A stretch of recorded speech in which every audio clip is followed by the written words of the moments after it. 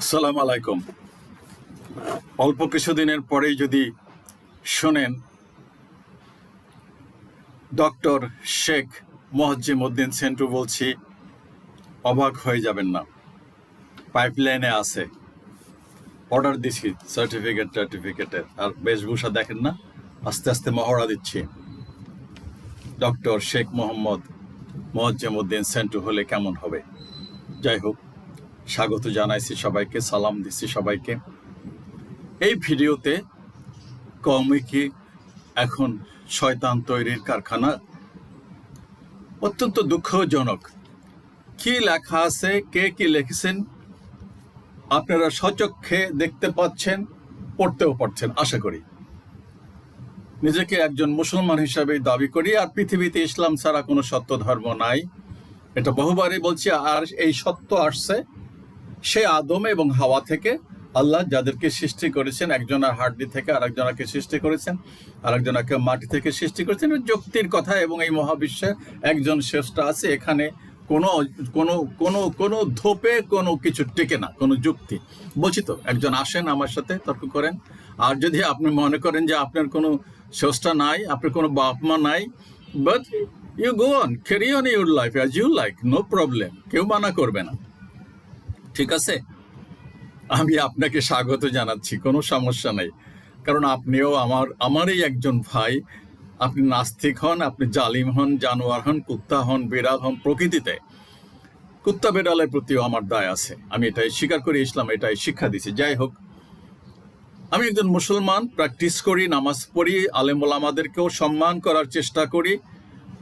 কিন্তু বিষয়টা হলো, নবী মুহাম্মদ সাল্লাল্লাহু আলাইহি সাল্লাম যেই কষ্ট করে, যেইভাবে ওনার সাহাবীগণ নিয়ে এই ইসলামকে কায়েম করে গেছেন। ইসলাম তো প্রথম দিন থেকেই আসছে মানব সৃষ্টির সাথে সাথেই, কিন্তু এরপরে যখন মানুষ পথভ্রান্ত হয়ে যায়, তখনই তো যুগে যুগে নবী রসুল আসছে। এরা তো আজকে মুসাকে তারা মানে, ঈসাকে তারা মানে, যাই হোক, তো মানে তো এরকম তো আছে মানুষ। বুদ্ধাকেও মানে, বুদ্ধার অনুসারী আছে। সো হিন্দুদের কথা, আমি ওই ভাইদের কথা কি বলবো, ওনারা আসলে ওনাদের যে কত দেব দেবী, তারা জন্মায় মরে, কত কিছু করে, প্রেম ভালোবাসা করে, কি চুরিদারি করে, ওগুলো বলতে চাই না। তারপরও ওনাদেরকে সম্মান করি, শ্রদ্ধা করি, ভালোবাসি, কারণ ওনারাও তো মানুষ। আমার এই ভাই হয়তো ভুল, এক পরিবারে 5-7-3 ভাই বোন থাকলে তো বিভিন্ন পথে বিভিন্ন বিপদগামী হয়। কেউ সরল পথে থাকে, কেউ চুরি করে, কেউ দাড়ি করে, কেউ নেশা খায়। It's quite natural. এনিওয়ে, এই যে বলতেছি যে কওমি কি এখন শয়তান তৈরির কারখানা, দেখেন, একজন হলো মুফতি আলী হাসান ওসামা, এ আমার কোনো আত্মীয় না। আরেকজন হাফিজ মাওলানা সোহরাব হোসেন। কি বলতেছে এই হাফিজ মাওলানা সোহরাব হোসেন মুফতি আলী হাসান ওসামা সম্পর্কে? বলছি, ওরা কেউই আমার কোনো আত্মীয়রা, ওদেরকে আমি চিনি না, ওদের সাথে আমার কখনো দেখা হয় নাই, কোনোদিন জীবনে দেখা হবেও না হয়তোবা। কিন্তু এইটা কি কাম্য? একজন মাওলানা হাফিজ, কোরআনে হাফিজ হয়েছে, তারপরে আবার মাওলানা ওগিরিও পাশ করছে। আজকে সবচাইতে দুঃখ লাগে যে এই আলেম ওলামাদেরই তো উচিত ছিল পৃথিবীর সমস্ত মুসলিম রাষ্ট্রের খলিফা হওয়া। কারণ নবী মুহাম্মদ সাল্লাল্লাহু আলাইহি সাল্লাম পৃথিবীর ইতিহাসের সর্বকালের সর্বশ্রেষ্ঠ শাসক, সেনাপতি, মহামানব।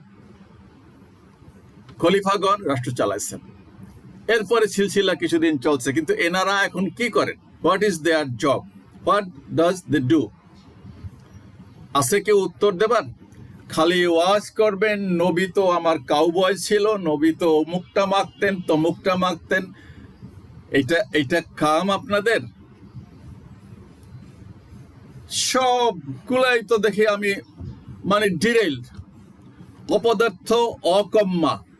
আর না হয় আপনারা থাকতেন বঙ্গভবনে, গণভবনে, আপনাদের দল থাকতো রাষ্ট্র ক্ষমতায়, আর ইসলামের নামেই চলতো। ইসলামের নামে এখনোই চলে, কিন্তু মানুষগুলো শুধু বিভ্রান্ত। সব তো শয়তান এখন সুরসুরি দিচ্ছে। না হলে 57টা মুসলিম দেশের একটাও তো বিশ্ব নেতা নাই, একটাও তো পরাশক্তি নাই। পাকিস্তান একটা আছে, ওইটার ভিতরে যে কি চলতেছে সেটা তো সচক্ষেই দেখতেছি আমি। So, এই যে আপনি যে ওসামা বলছি তো, এরা আমার ছেলের সাথে ছোট বয়সী, এর জন্ম 95-তে, আরেকজনও ওরকমই হবে। তো এই যে আপনারা ঠোকাঠুকি করতেছেন, একজন আরেকজনকে যে গালাগালি করতেছেন, যে ব্যাখ্যা দিচ্ছেন, যেভাবে তিরস্কার করতেছেন, এটা অন্যেরা দেখলে, অন্য ধর্মের মানুষরা দেখলে, আমার চোখে যখন স্ট্রাইক করছে, তাহলে বিধর্মীরা কিভাবে নিচ্ছে? আর ওরাই তো সুশ্রুরি দিচ্ছে এখানে তো এই যে ভণ্ড নবী যুগে যুগেই জন্ম দিছে। কেন জন্ম দিছে? এই ডিভাইড অ্যান্ড রুল, সেই ফাঁদেই পা দিচ্ছেন। এই মাদ্রাসায় পইরা লেখাপড়া কইরা একজন আরেকটাকে বলে শয়তানের সর্দার, আরেকটাকে বলে কি বলে না বলে। আরেকটা ভিডিও আসবে এই ওসামা সম্পর্কেই। ওসামার দোষ কি? ওসামা জামাত ইসলামের পক্ষে কথা বলে, আমি যতদূর যা বুঝতে পারছি, আমি তোর ভিডিও দেখি না। তা আমি তো বলছি জামাত, ধরে নিলাম জামাত একটা মুনাফেক দল, কিন্তু ওরা তো 70টা সিট পাইছে। আর এই দেশের এই যে ইসলামী ব্যাংক, ইসলামী হাসপাতাল, এই যে ইবনে সিনা মেডিকেল কলেজ বা যা আছে, ইবনে সিনা ফার্মাসিউটিক্যাল, ওরা তো এই রাষ্ট্রের জন্য কিছু করছে যতদূর জানি। এই যে এরা পকেটের পয়সা দিয়ে যা ইনকাম করে, তার 10% দিয়ে রাজনীতি করে। আর অন্য দল কি জন্য রাজনীতি করে? চাঁদাবাজি করার জন্য রাজনীতি করে, লুটপাট করার জন্য রাজনীতি করে, এই দেশ থেকে ভাইগা গিয়া টাকা নিয়ে অন্য দেশে আস্তানা গাড়ে, এই জন্য রাজনীতি করে। এই তো তফাৎ, না আর কিছু। আমি আরো বলছি, সারাদিন হক্কানি জিকির করেন, তো হক্কানি দল কোনটা আমাকে দেখায় দেন না, আমি সেই দলে জয়েন করব, অথবা তাদের প্যাট্রোনাইজ করব, তাদের সমর্থন দিব। আর যদি হক্কানি কেউ না থাকে, ফাইন্ড আউট করতে না পারেন, খালি তো শুনি রাহবাররা কি করে? যে আমার তো 70টা সিট পাইছে, রাহবাররা কয়টা সিট পাইছে? ভালো কথা। তারপরও বলতেছে, যদি রাহবার থাকে, তারা কেন রাষ্ট্র চালায় না? আলেম ওলামা, লাখ লাখ কোটি কোটি আলেম ওলামা, তারা কেন তাদের পিছনে লাইন ধরে না? তাদের কেন সমর্থন দেয় না? তারা কেন রাষ্ট্র ক্ষমতায় আসতে পারে নাই? পৃথিবীর কোনো একটা মুসলিম দেশে তো একজন রাহবার রাষ্ট্র ক্ষমতায় নাই। কেন নাই? কি জবাব দিবেন আপনি? কি জবাব আছে আপনার কাছে? আছে কোনো জবাব? খালি সারাদিন লম্বা মসজিদে দোয়া পড়েন সমস্ত জালিমের জন্য, আবার রাত্রে তাদের হালুয়া রুটিরও ভাগও খান। এই ইমান, এটা মুসলিম উম্মার কাজ? সব তো মুনাফিক, এক থেকে যে এ টু জেড তো মুনাফিক। আর না হয়তো বিশ্বের নেতৃত্ব থাকা উচিত ছিল মুসলিম উম্মার কাছে। কি নাই মুসলিম উম্মার? জনবল, টাকা পয়সা, সম্পদ, কিসের অভাব রাখছে আল্লাহ তাআলা মুসলমানদের? শুধু একটা ইমানের অভাব, ইমানি শক্তির অভাব, চেতনার অভাব, ঐক্যের অভাব। এই যে হ্যাঁ বললাম তো, যে শয়তান তৈরি হয় মাদ্রাসা থেকে, শয়তানগুলোরে যদি কি নেতৃত্ব দেবে? মুনাফিকেরা কি নেতৃত্ব দেবে? একটা ইমান জামাতকে বলেন, সারাদিন জামাত মওদুদি 14 গোষ্ঠী উদ্ধার করেন। মওদুদি তো মারা গেছে কবে আগে, আর 14 গোষ্ঠী উদ্ধার করলেও কোনো সমস্যা নাই। কিন্তু আপনি ভালোটা কি করতেছে? এই নিয়ে রাষ্ট্রের উপকারটা কি হচ্ছে? এই রাষ্ট্র কি দিন দিন উন্নতির দিকে যাচ্ছে? দিন দিন ভালোর দিকে যাচ্ছে? ইসলামের দিকে যাচ্ছে? সাধারণ জ্ঞান নাই, ভাত খান না, মগজের মধ্যে কিছু খেলে না। দুঃখ ভারাক্রান্ত মনে বলতেছি আমি, কথা আরো বলবো। দিন দিন মানুষের মুখ খুলতেছে, দেখতেছে যে কি করতেছে এই আলেম ওলামারা, তথাকথিত আলেম ওলামারা। আপনারা ঐক্যবদ্ধ হন, একজন নেতা বানান। আমরা সাধারণ মানুষ একজন নেতা চাই, ভালো একটা নেতা চাই। আমরা তো দেখতেছি কি হচ্ছে এখানে। লুটের রাজত্ব, খুনের রাজত্ব, রক্তের বন্যা বয়ে যাচ্ছে, একদিনও থাকতে দেব না শান্তিতে। এটাই তো বাণী, এটাই তো আওয়াজ। মিছিল মিটিংয়ে কি হয়? এই দেশের লাখো লাখো মানুষ বুভুক্ষ, লাখো লাখো মানুষ অসুস্থ, লাখো মানুষ দরিদ্র সীমার নিচে বাস করে। দরিদ্র সীমা বুঝেন? ভিডিও দেখবেন, ওই যে মানবতার ফেরিওয়ালা কিছু ছেলে পেলে এখন সেই প্রত্যন্ত অঞ্চল থেকে ভিডিও দেয়। এক পরিবারে 10 জন প্রতিবন্ধী, ঘর নাই, চালা নাই, পলিথিন দিয়ে বসবাস করে, ছেলে মেয়ে নিয়ে। চোখ নাই, দেখতে পান না, চোখ থাকতে অন্ধ, মুখ থাকতে বলে বোবা, বধির, কানা। শয়তান পরিচালিত এই জাতি উম্মাহ, শয়তান এখনো পাইলট এই মুসলিম উম্মার জাহাজের। শয়তান চালাচ্ছে। কবে হবে হুঁশ জ্ঞান? কবে বুঝতে পারবেন আলো কোনটা আর অন্ধকার কোনটা, দিন কোনটা আর রাত কোনটা? এই অসভ্যতা আমি বাদ দেন, কারা ছড়াছড়ি বাদ দিয়া ঐক্যবদ্ধ হন। আমরা সমর্থন দেব, আমরা সমর্থন যোগাবো, আমরা সর্ব উপায়ে সাহায্য সহযোগিতা করার চেষ্টা করব একটা ইসলামী দলকে, যারা সত্যিকার অর্থে এই দেশটাকে সঠিক পথে পরিচালনা করবে।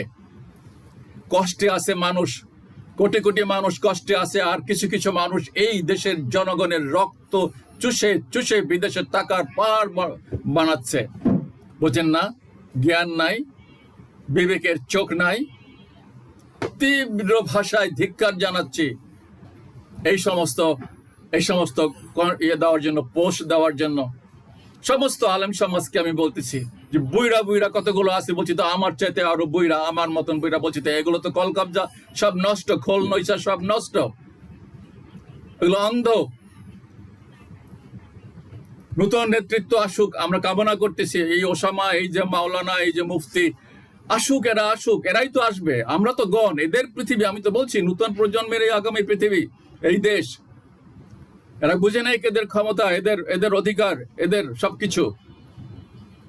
শুধু কারা চিরাচিরি আর হিংসা আর বিদ্বেষ। বলছি জামাত ইসলাম বাদ দেন, অন্য একটা দল দাঁড়া করেন, আমরা সমর্থন দিব। জামাত খারাপ, ওদের আকীদা খারাপ, ওর সব নষ্ট। কিন্তু বাস্তবতা হলো তারপরেও তো তারা বিরোধী দল, ৭০টা সিট নিয়ে আসে, 7টা না, 2টা না, 1টা না। তারা একসময় মন্ত্রী পরিষদ ছিল। তারাই আবার কয় গুপ্ত, তারাই আবার কয় সুপ্ত। যাদেরকে দিয়ে তারা ক্ষমতায় আসছে তারাই এখন তাদেরকে আবার বলে গুপ্ত সুপ্ত। এগুলো সব মুনাফিক। আর এক দলের তো মাশাআল্লাহ এই দেশকে তো দিতেই পারলেই তো বাঁচে, বিদেশকে যা দিয়েছি তা কোনোদিনও ভুলবে না, দে, অসুবিধা কি আছে? কিন্তু নিজের রাষ্ট্রের তো অস্তিত্ব নাই, নিজের রাষ্ট্রের মানুষ পায় না। ইলিশ খাইতে জাহাজ ভর্তি করে ইলিশ পাঠায় ডক্টর রেনোজ। আরে নোবেল আর একটা দেওয়া উচিত। অনেক কথা আর বাড়াতে চাই না। আল্লাহ হাফিজ, সালাম আলাইকুম।